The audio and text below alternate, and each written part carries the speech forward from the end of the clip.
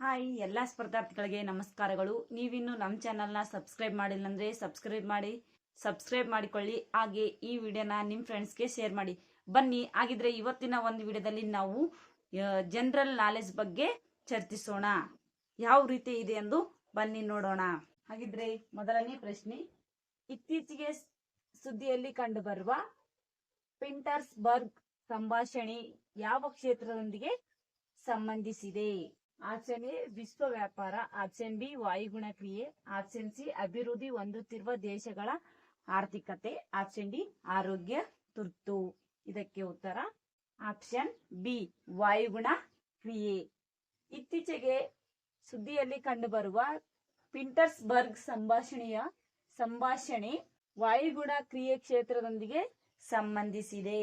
ಪ್ರಶ್ನೆ ಬಂದ್ಬಿಟ್ಟು 2, ಬಿಜ್ ಬಚಾವೋ ಆಂದೋಲನ ಗುರಿ ಏನು? ರಾಸಾಯನಿಕ ಬಳಸದೆ ಬೆಳೆ ರಕ್ಷಣೆ, ಆಪ್ಷನ್ ಸಿ ಬೆಳೆ, ಆಪ್ಷನ್ ಬಿ ರಾಸಾಯನಿಕ ಬಳಸಿ ಬೆಳೆ ರಕ್ಷಣೆ, ಆಪ್ಷನ್ ಸಿ ಬೆಳೆ ರಕ್ಷಣೆ, ಆಪ್ಷನ್ ಡಿ ಅತಿಯಾದ ನೀರಿನ ಬಳಕೆಯಿಂದ ಬೆಳೆ ರಕ್ಷಣೆ. ಇದಕ್ಕೆ ಉತ್ತರ ಆಪ್ಷನ್ ಎ ರಾಸಾಯನಿಕ ಬಳಸದೆ ಬೆಳೆ ರಕ್ಷಣೆ.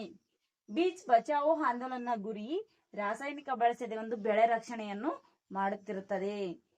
ಹಾಗಿದ್ರೆ 3ನೇ ಪ್ರಶ್ನೆ, ವಿಜ್ಞಾನ ಮತ್ತು ತಂತ್ರಜ್ಞಾನ ಇಲಾಖೆಯು ಯಾವ ಸಂಘಟನೆಯೊಂದಿಗೆ VAIBHAV ಶೃಂಗಸಭೆಯನ್ನು ಆಯೋಜಿಸುವುದು? Option A ISRO, option B DRDO, option C BHEL, option D bark.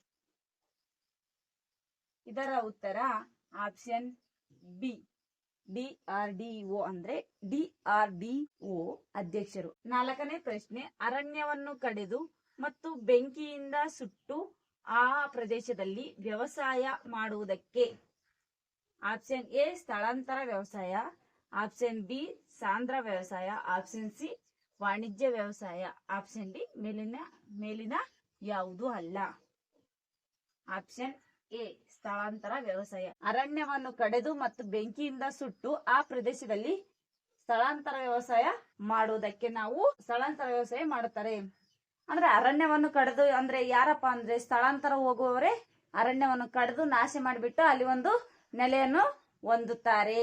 ಇದಕ್ಕೆ ನಾವು ಸ್ಥಳಾಂತರ ವ್ಯವಸಾಯವೆಂದು ಕರೆಯುತ್ತೇವೆ.